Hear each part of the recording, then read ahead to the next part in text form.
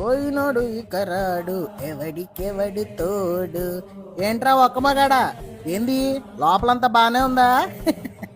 ఈ మాత్రం వెధవ ప్రాణాన్ని కాపాడుకోలేక పుట్టుక్కుమని పోయావు కదరా. అయినా తల కొరివి పెట్టి పున్నావ నరకం నుండి తప్పిస్తాడు నా కొడుకు అని మురిసిపోతా పెంచుకున్నాడు కదరా మీ నాన్న.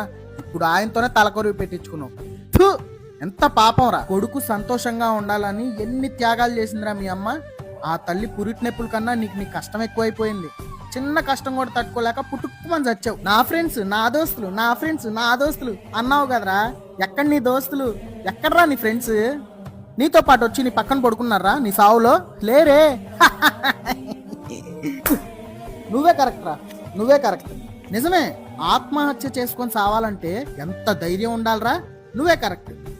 కానీ ఆ ధైర్యాన్ని నువ్వు బతకడానికి ఉపయోగించుకోలేకపోయావు చూడు. అక్కడే అర్థమవుతుందా నీ చేతకాంతనం. నీలాంటి చేతకానుడు బతకడం కన్నా చావడమే కరెక్ట్. నువ్వే కరెక్ట్. అయినా నీకు తెలుసు కదరా, ఎంత కష్టం వచ్చినా తట్టుకొని ముందుకెళ్ళగలవని నీకు తెలుసు కదరా. ఇలా పిరికోళ్ళ ఆత్మహత్య చేసుకొని ఏం సాధించావురా? పోగొట్టుకున్న జీవితాన్ని మళ్ళా పొందగలవారా? నీ యొక్క తొందరపాటు నిర్ణయం వల్ల నీ కుటుంబం ఈరోజు రోడ్డు మీద నిలబడింది. నీకు పెట్టిన పిండం నువ్వు తినడానికి కూడా నీకు హక్కు లేదురా. ఎవడికి రా ఉపయోగం నీ సావు వల్ల? ఎందుకురా తొందరపడ్డావు? ఎందుకురా తొందరపడ్డావు? చూడు కథలో మలుపే తీసి